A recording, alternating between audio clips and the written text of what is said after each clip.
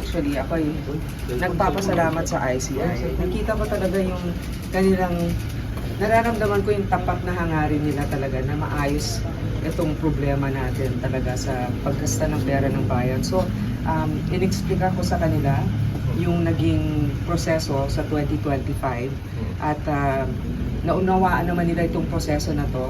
At ang mga kasing pinag-uusapan ng mga ghost projects ay bumabalik ng ilang taon. Sa 2025, awa ng Diyos, wala naman po kasi ini-implement pa. At in fact, now Secretary Dizon has actually stopped the implementation of most of these projects hanggat hindi pa nasusuri mabuti kung tama ba ang pagkalatag ng proyekto nito.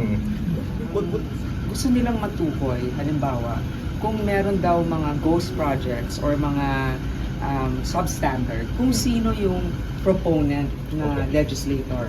Ang nakikita kong pagbabago dito ay lahat ng amendments dapat may nakalagay na pangalan na proponent kung sino ang nagtulak nito. Yun. So I mean, it's a learning process, it's a painful process, pero sa tingin ko kailangan.